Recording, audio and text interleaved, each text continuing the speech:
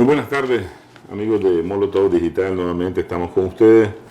Esta vez tenemos un tema muy importantísimo de manera de corte histórico. Prácticamente es un hito en la historia de la Unión Soviética, de la Federación Rusa, que nos va a llevar a entender la situación actual en Ucrania, ¿verdad? Me acompañan hoy dos grandes amigos. Svetlana Shimeryova, ella es una profesional de un amplio perfil, varias especialidades.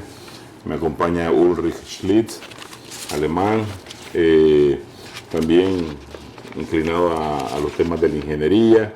Y esta vez vamos a tratar el tema del Plan Barbarossa, el plan de agresión a la Unión Soviética de la Alemania hitleriana, ocurrido el 22 de junio de 1941.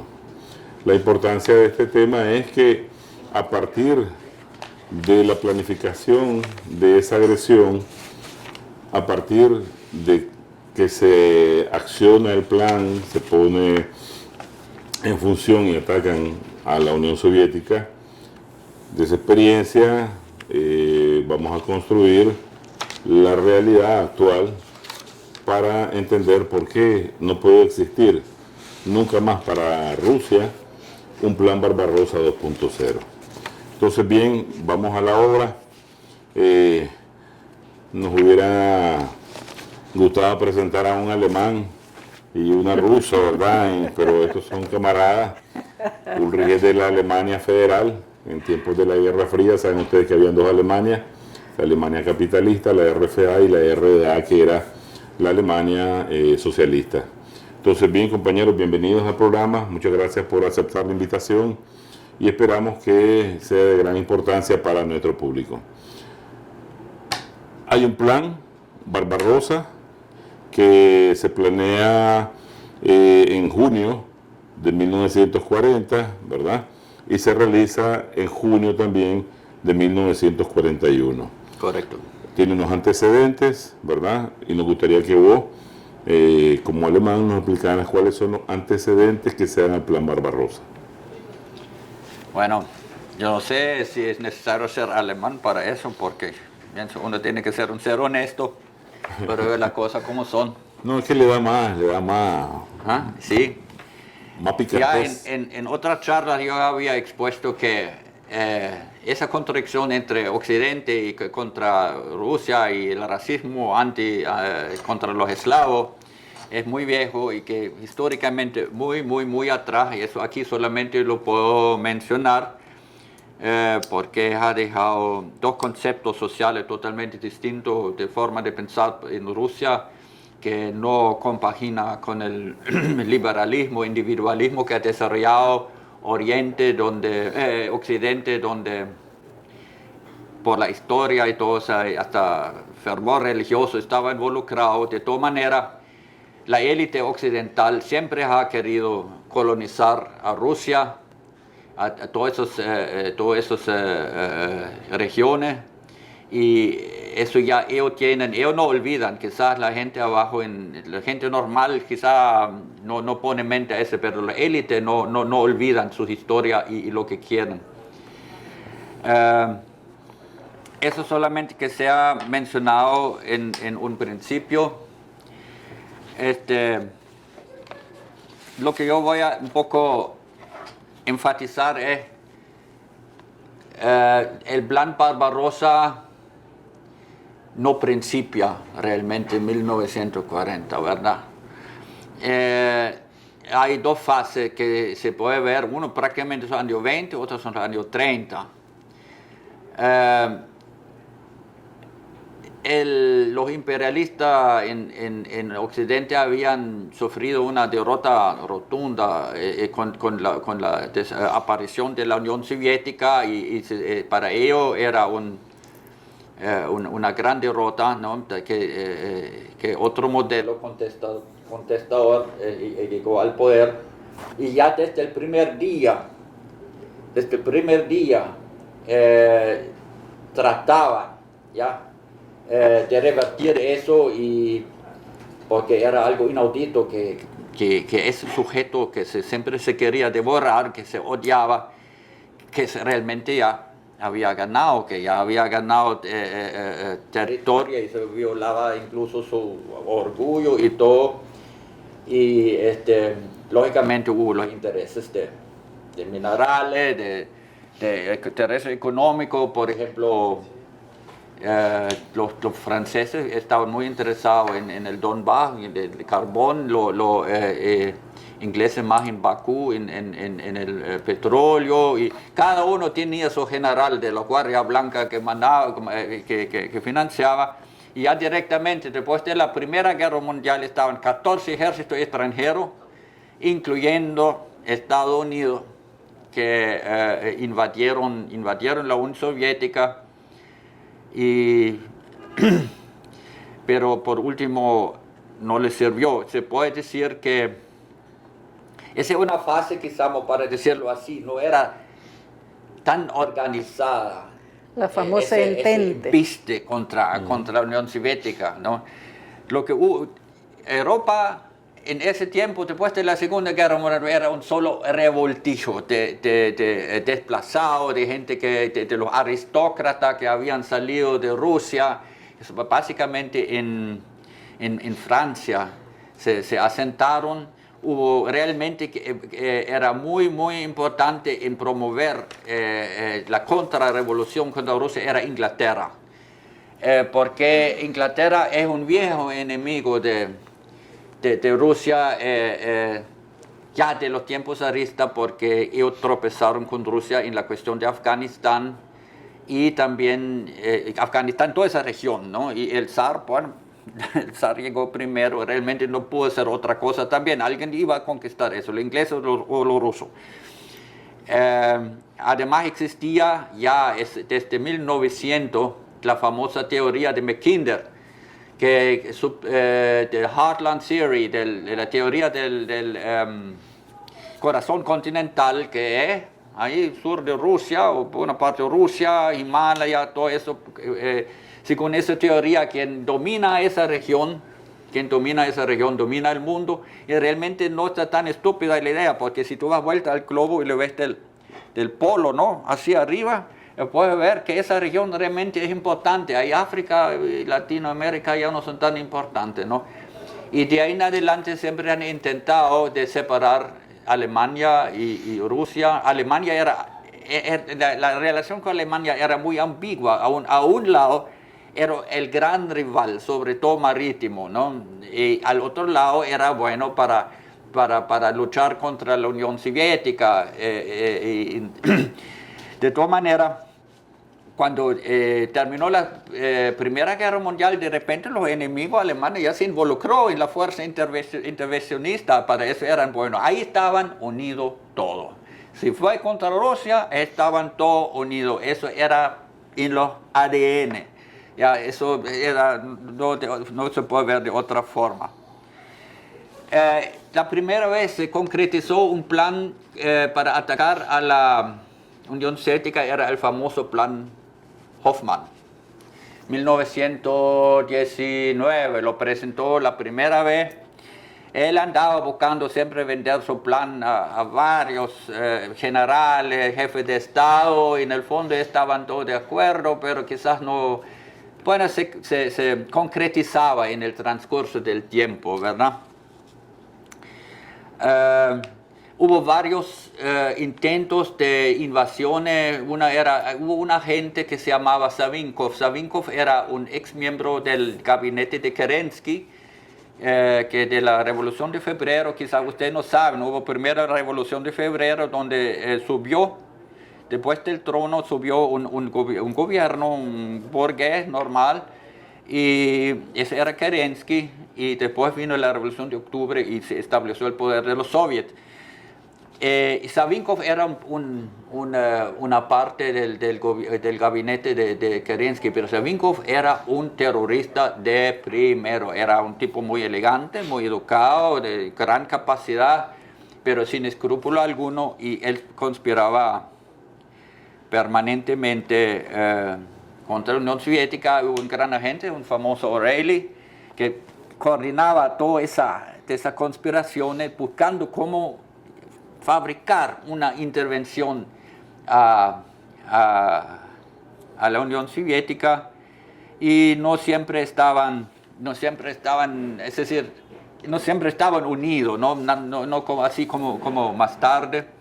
Un grande papel jugó un industrial, se llamaba Deterding, que era de lo que hoy es Shell. En ese tiempo era de holandés-inglés. Él financiaba eso básicamente. Creo era en 1924 ya intentaron una invasión, una insurrección en el Cáucaso, sobre todo también para el petróleo, y esa cosa fracasó, y realmente fracasó porque los trabajadores y los campesinos lo combatieron. Es un elemento que la burguesía todavía no manejaba, cómo influir a las masas. Las masas estaban con la revolución y eso no habían conocido eso antes. Los fascistas después eran un poco más astutos en ese sentido. Hubo otra organización, se llamaba Torkprom. Torkprom estaba en París, era todo una aglomeración de reaccionarios, de los desplazados de Rusia, aristócratas básicamente, que financiaban a toda clase de acciones contra la Unión Soviética. Se le dio cuenta por ello, porque ellos falsificaban billetes y eso fue detectado en Alemania. No hubo un grande juicio de Cherwonszen proceso. Pero después se dieron cuenta que es una cosa que entonces lo dejaron desaparecer y todos salieron libres, ¿no? Eran de su clase, pues no podían ser criminales. Sí, ese Savinkov lo agarraron y él confesó todo. Era una derrota rotunda, ¿no? Sobre todo de los ingleses, ¿no? Y mientras tanto estaban el plan Hoffmann y se había también con Savinkov acumulado algunos 30.000 tropas en Polonia para invadir. Ese era en tiempo de Savinkov. Y bueno, eso es lo que fracasó en el Cáucaso, pero más tarde la misma Torkprom financiaba 100.000 soldados que estaban en Polonia. Polonia siempre adelante en esa cosa, como eso ya tiene tradición, historia y siempre son lo mismo. Otro ADN. Sí, exactamente, otro ADN. Y esa cosa simplemente murió porque vino la crisis económica y no se pudo. Eso ya no tenían aire para hacerlo y se murió esa cosa porque eran una cosa obsoleta. Pero hay que entender toda esa herencia de ese espuma reaccionario que hubo ahí. Recogió, era el partido nazi, era el heredor de toda esa amalgama de ultra reaccionario, de contra revolucionario, y una persona era muy importante que famosa, se llamaba Alfred Rosenberg. Era un fanático antisemita y antibolchevista y un tipo totalmente fanático, y él hizo el conecte. Y eso todo nutría también al movimiento fascista en Alemania, ¿verdad? Y Alemania prácticamente se destacó por ser la punta de lanza contra la Unión Soviética. Estaba muy fuertemente financiado por Estados Unidos, que los anglosajones trataban siempre de empujar a Alemania a esa guerra. Bueno, no les hizo falta mucho porque los reaccionarios alemanes siempre han querido colonizar a Rusia. Ellos ven a Europa Oriental como los norteamericanos ven a Latinoamérica. Hasta el día de hoy pueden estar seguros, ¿ya? Entonces, con algunos industriales también en Alemania, Arnold Rosenberg, y lo tiene aquí en Managua, Siemens, Höchst, todo eso financiaban eso, pues Messer, ahí lo tiene. Ya. Entonces se desarrolló toda esa idea fue cada vez más concreta, iba el famoso memorándum de Tanaka en Japón. Los japoneses habían sido muy activos también para atacar a la Unión Soviética. Y Tanaka era un general y invadió Manchuria. Mussolini, el padre ideológico del fascismo, ¿no? En Italia, a 1935, invadió Abisinia. Hubo la guerra de antifascista en España, 1936-39. Es quizás muy importante de ver eso. Eso es una cosa que se ha olvidado, donde la República Española luchó contra los fascistas, falangistas que se habían bajo Franco, pero Francisco Franco. Y eso era también una cosa del proletariado internacional que realmente vino para apoyar. Y aquí incluso en Nicaragua tuvimos una brigada Abraham Lincoln en los años 80, que era una vieja brigada de España, de los norteamericanos que han peleado en España junto a los nuestros, a la brigada Tellman. Y lo había encontrado en Alemania también, pues, y todavía hay una página en Facebook, ahí todo están publicando todavía, ¿no? Ok, entonces la cosa ya se intensifica más con el pacto de anti-Comintern, con la internacional comunista. La Comintern era de todos los movimientos, Partido Comunista, de la Unión Soviética, y era muy fuerte, ¿verdad? Entonces era el pacto entre Italia, Alemania y Japón. Italia vino por último. Entre tanto, hay que ver eso. ¿Qué papel jugaron Francia, Inglaterra básicamente? La Unión Soviética, ellos siempre apoyaban más o menos abierto o encubierto al fascismo en Alemania o a la industria. Prácticamente Hitler no hubiera puesto ningún tanque en el campo, ni un avión en el aire sin el capital de Estados Unidos, y sobre todo un apoyo técnico que tenía ahí. Entonces ellos jugaron un doble papel. Eso es muy importante porque ellos están de inocentes siempre, ¿verdad?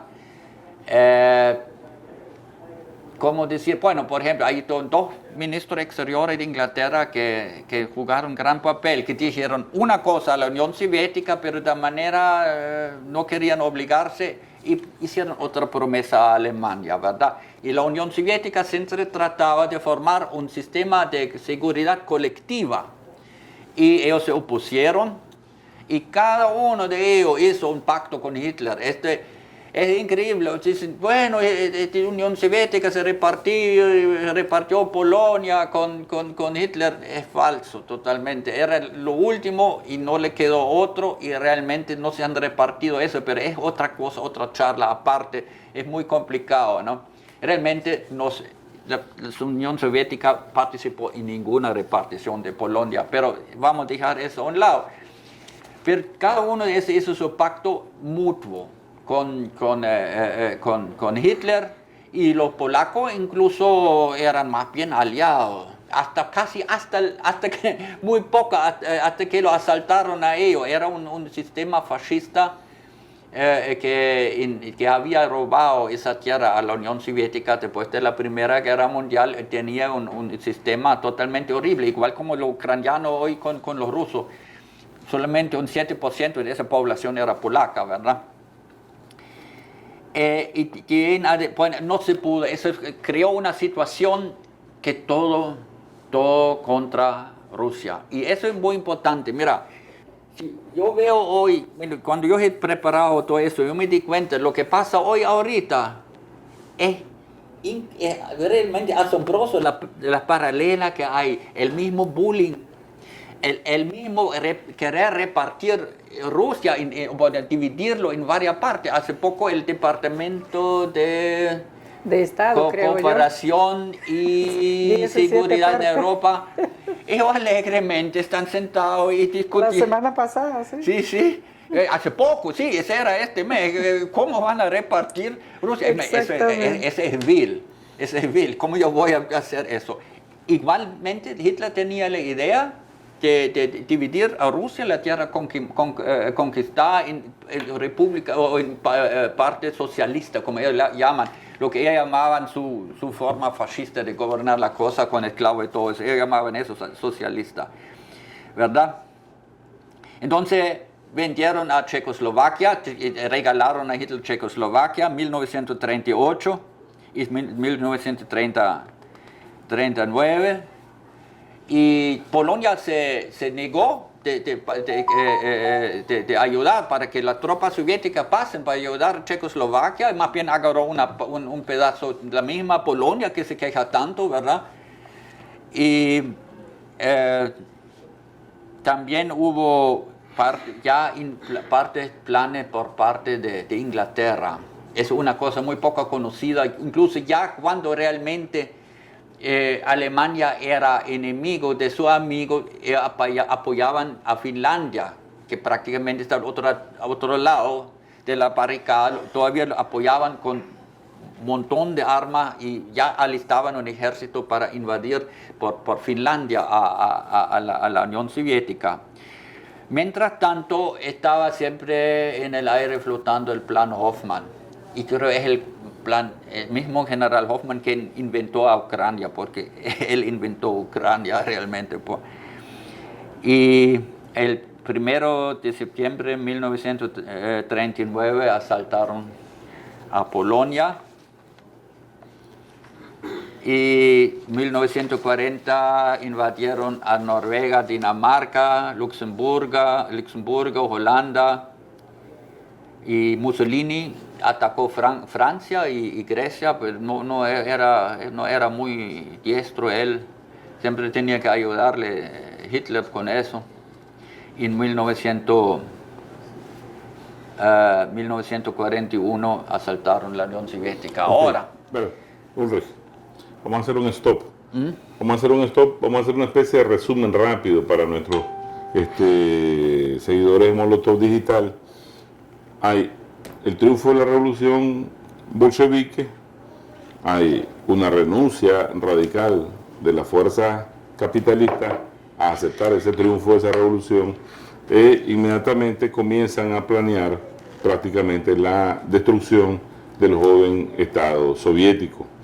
Esta se iba a realizar en varios ejes: la contrarrevolución, ¿verdad?, rusa en el exterior, con un sinnúmero de organizaciones bien financiadas; luego la intervención extranjera con fuerzas militares de países como Inglaterra, Estados Unidos, Japón, ¿verdad? Y aparece ahí la tesis del general Max Hoffmann, que establece que antes de que la Unión Soviética se convierta en la misma Alemania, decía él, que lo era Rusia para Occidente, debía todo Occidente unificarse y atacar y destruir a la Unión Soviética. Entonces, luego vienen un sinnúmero de acciones, tanto por parte de Inglaterra, de instigar, de utilizar, así como los Estados Unidos, a Alemania a atacar a la Unión Soviética. Hay políticos a lo interno de Alemania que se prestan a servir de enlace para que reciba Alemania ese financiamiento, ¿verdad?, y levantarse económicamente, militarmente, industrialmente, para poder lograr el ataque. Y hay una serie de eventos que se vienen realizando, como es el ataque a Italia, que hace avicina en el 36, y luego el pacto de Múnich, que logran establecer una especie de acuerdo para dejar libre, abiertas las fronteras hacia el oriente, y que Alemania no busque el camino occidente, así como algunos preceptos teóricos que ya estaban en la ideología alemana de ver hacia el camino hacia la Unión Soviética como la fuente de abastecimiento de sus recursos estratégicos, su espacio vital, etcétera, etcétera, etcétera. Entonces, estos son los antecedentes de un plan que sí se va a establecer, a plasmar en un documento, como que lo que es la Operación Barbarossa, que es lo que nos motiva hoy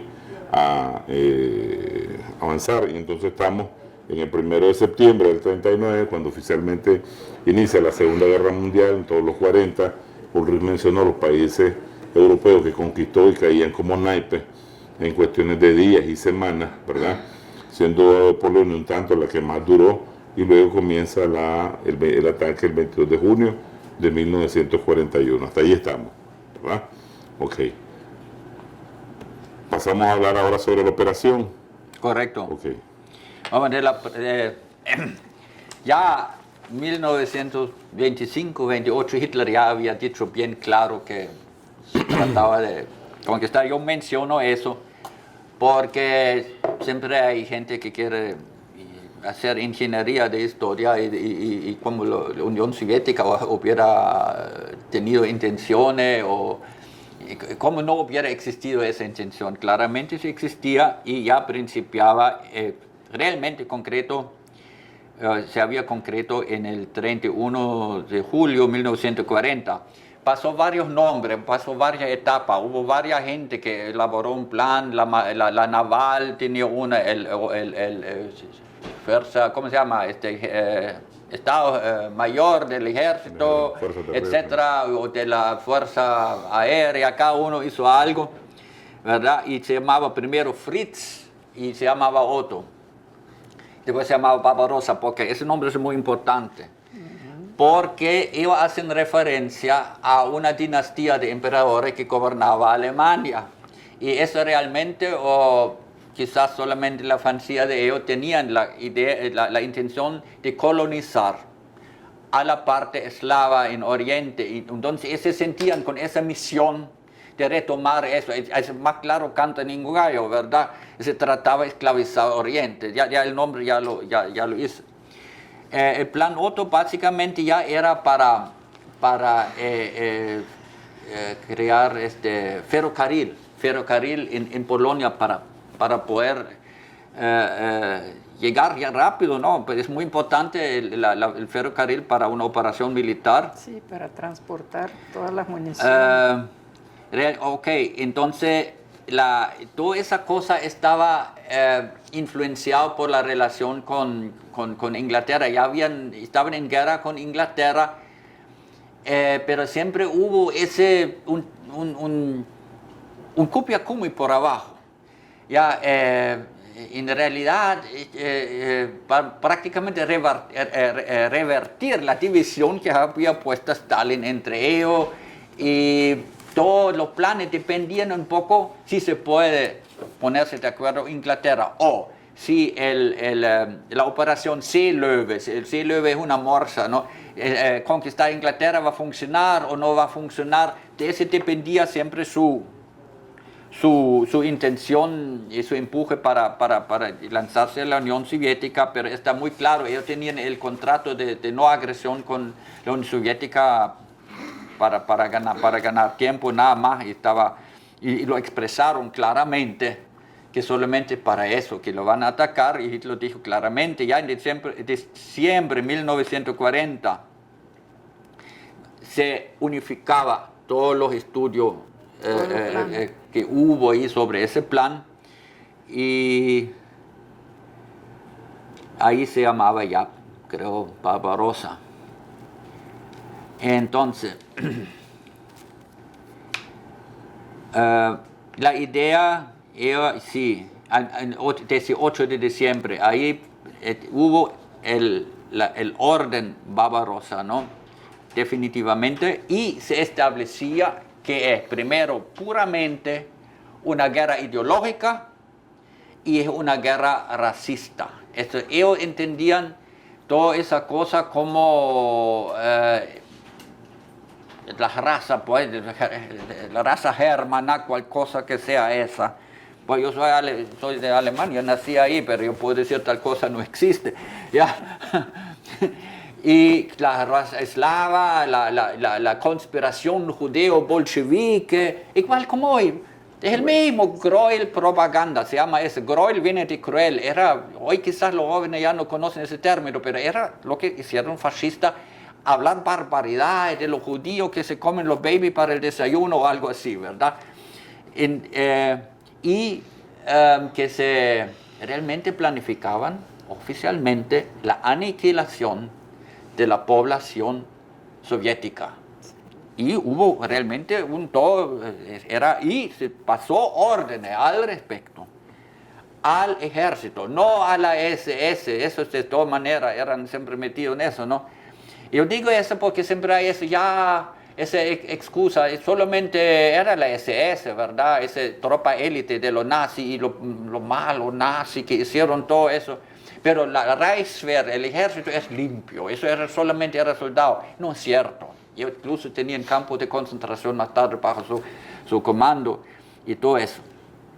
Era la famosa ideología pueblo sin espacio. Supuestamente los germanos tenían derecho de conquistar ese espacio y realmente planificaban, estaba en parte del plan de vaciar ese territorio y ahí germanizarlo y hacerlo en varios territorios, así como ya lo había explicado, como hoy también los atlantistas hoy planifican lo mismo. La Segunda Guerra Mundial nunca terminó realmente, ¿verdad?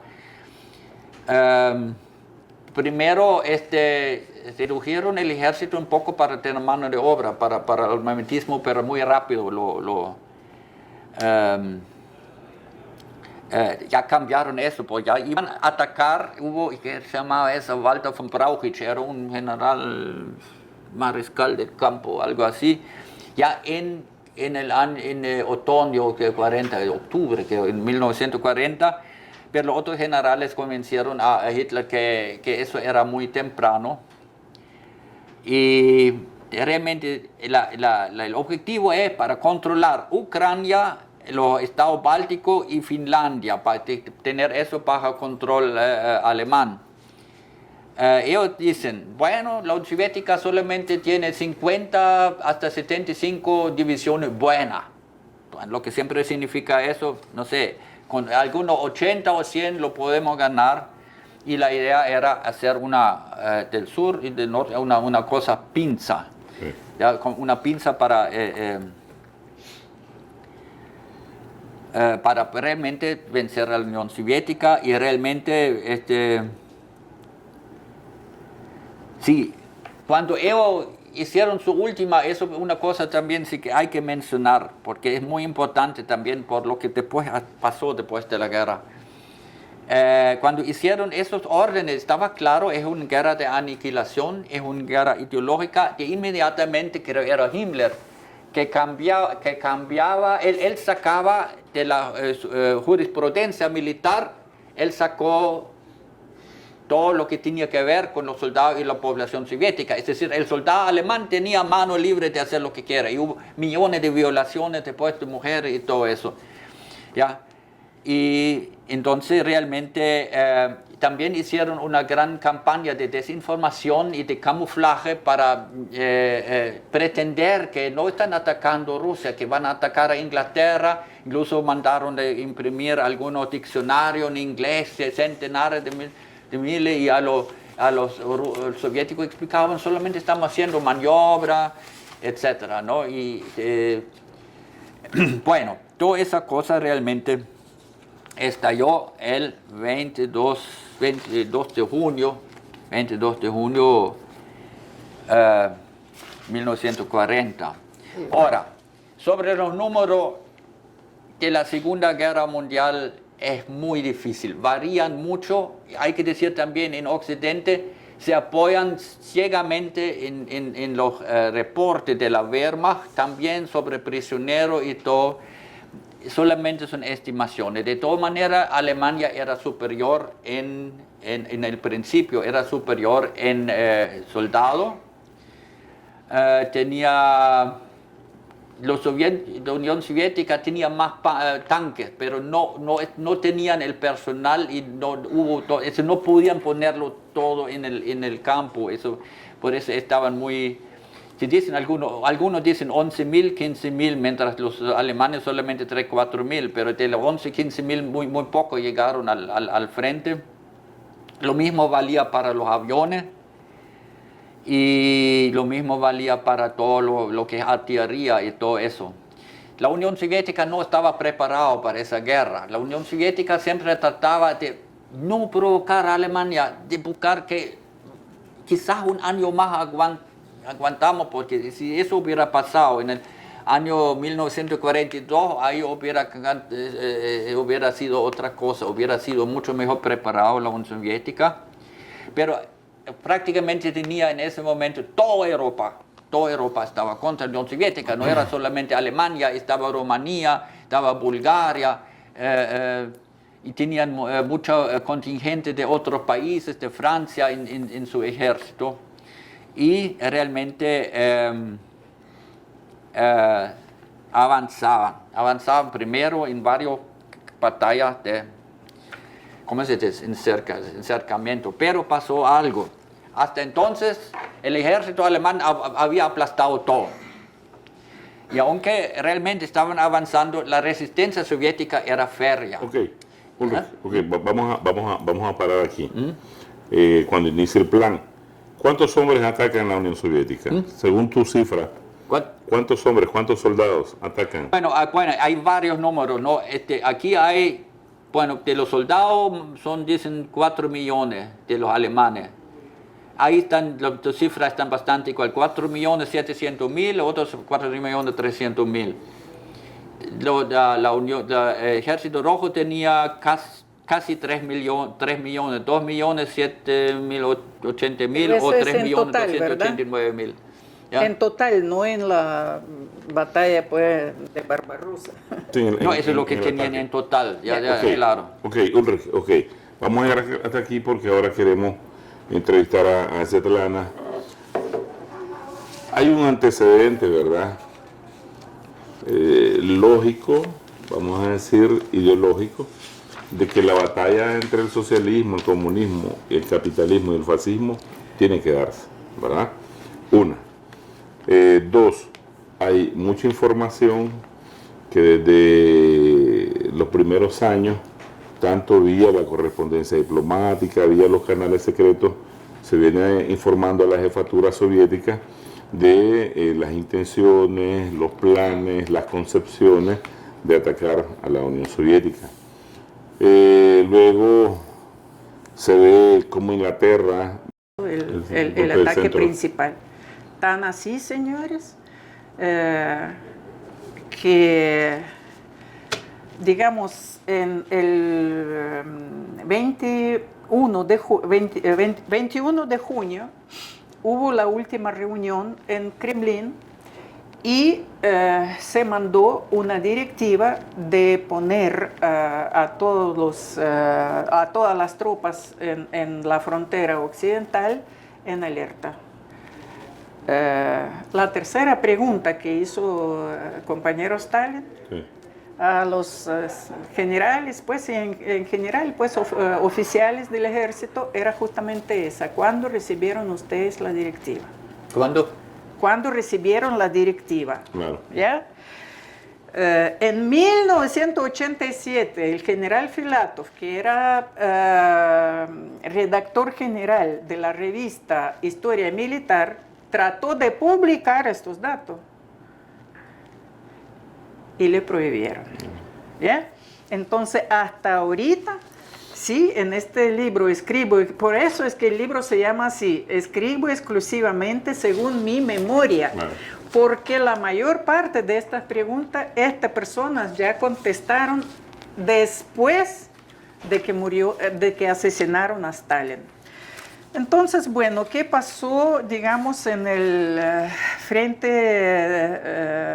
donde hubo el golpe principal, en el frente de Bielorrusia?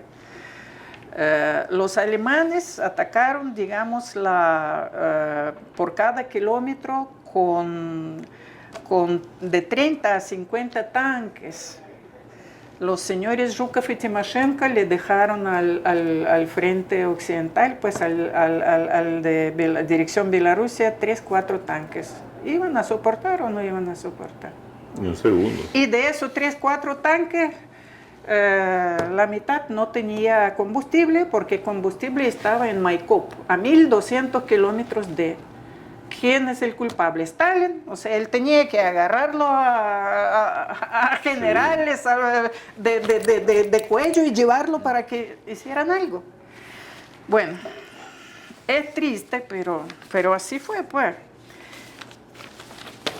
El comandante del ¿cómo se llama?, distrito militar de Bielorrusia, Pavlov, fue juzgado. Primero, a él lo estaban acusando con el artículo 58 del Código Criminal, que es traición a la patria. Pero el mismo Stalin cambió esta, ¿cómo se llama?, clasificación, y lo cambió por el artículo 193, inciso 17, que es negligencia profesional y no cumplir con los deberes de cargo. ¿Por qué? Porque Stalin entendía que no era tiempo, o sea, si fue parece que sí, que fue una conspiración, pero sin pruebas, Claro. vos no, y además el tiempo no permitía. Imagínense, el ejército está combatiendo con lo poco que tiene, se está, ¿cómo se llama?, reuniendo las fuerzas, y salir en ese momento con traición y con conspiración. Stalin era una persona muy inteligente, ¿ya? Entonces, por eso cambió, y enseguida comenzó a trabajar la comisión esta para averiguar qué realmente pasó. O sea, hay muchas cosas interesantes. Por ejemplo, todo lo que sucedió con que estos dos señores priorizaron la dirección de Kiev y la dirección de países bálticos, coincidía completamente con lo que escribió en su confesión el general Tukhachevsky cuando estaba en Lubyanka. Siendo interrogado, cómo era la conspiración para el golpe de Estado a Stalin. Entonces, o sea, hay detalles, claro, que indican que sí, que hubo conspiración. Pero, como dicen los rusos, si no te agarraron, no eres ladrón. Claro. Entonces, y no era, como repito, no era el tiempo, y Stalin era una persona, digamos, desde el punto de vista de jefe de recursos humanos, muy inteligente, como en todos los demás aspectos. Y entonces, bueno, eso fue lo que sucedió. Claro. Podemos decir que, bueno, traición o no traición, pero digamos la negligencia o la estupidez, ¿por qué no, verdad? Claro. Entonces, eso fue lo que sucedió. Entonces, porque nos queda poco tiempo para el programa, este es un tema muy apasionante, ¿verdad? Y que debemos de reunirlo en intenciones enemigas de destrucción y errores, por otra parte, ¿verdad?, que causan una enorme tragedia en toda la familia soviética, que al final se puede medir por más de 26 millones de víctimas, personas que murieron en esa guerra. Y la mayor parte civiles, como decía Ulrich. Así es. Miles de ciudades, ¿verdad?, destruidas, aldeas, poblados, etcétera, etcétera. Y gracias a Dios, pues terminó en victoria la Unión Soviética y logró destruir al monstruo del fascismo.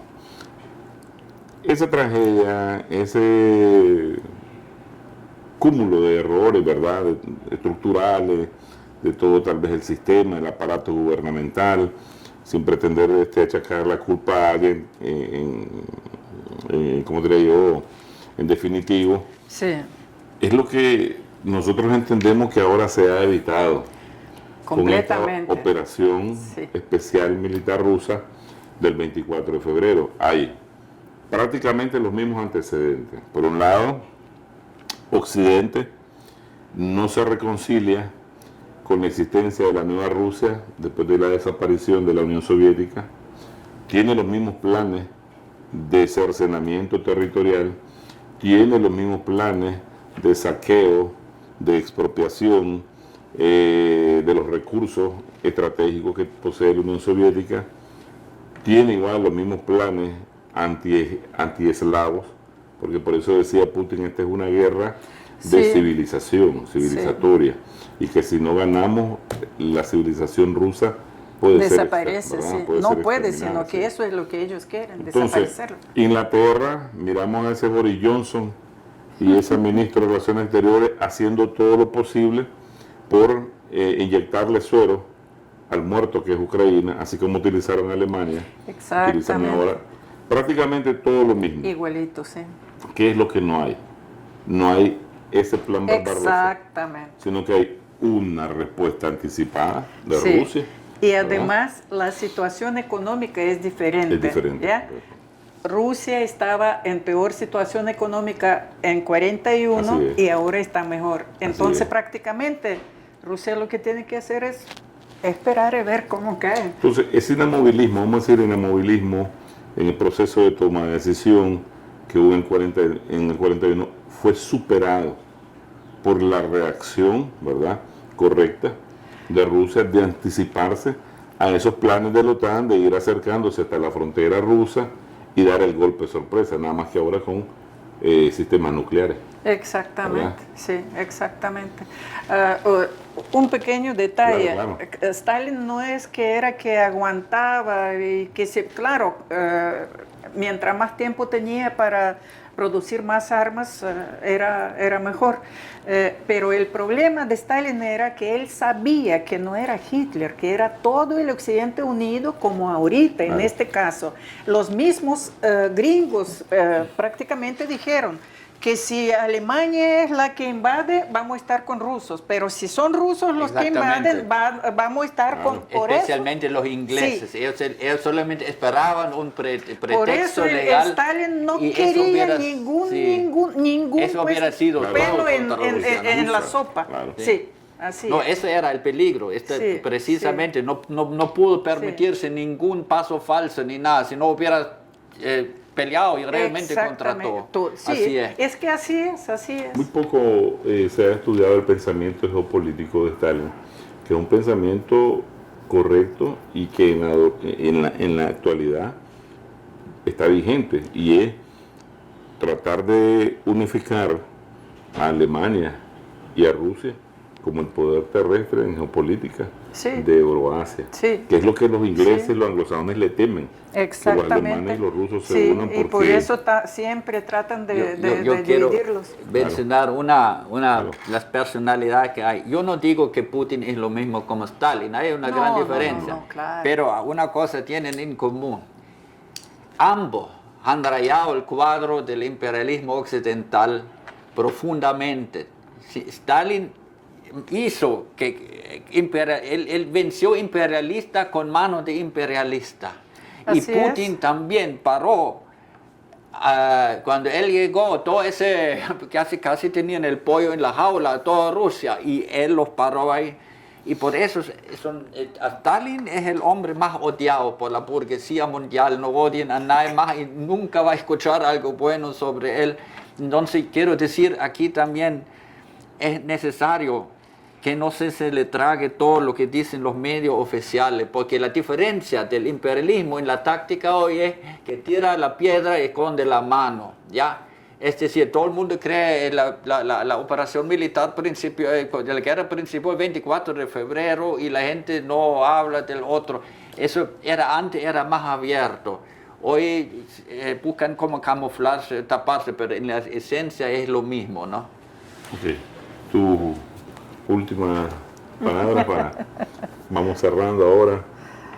Pues sí, creo que tenemos que despertar que esto no es de ahora, esto es desde siempre, y todos los que abogamos por la construcción de una sociedad justa, porque ellos abogan por la construcción de una sociedad injusta para seguirnos explotando, entonces debemos abrir los ojos, unirnos y oponer no solamente la resistencia, sino que ganar.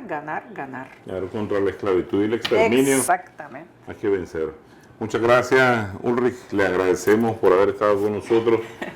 Gracias. Svetlana, Gracias por Pasiva. habernos invitado. Y siempre los esperamos aquí en Molotov Digital para seguir conversando sobre temas también históricos que tienen una enorme connotación en la actual coyuntura internacional.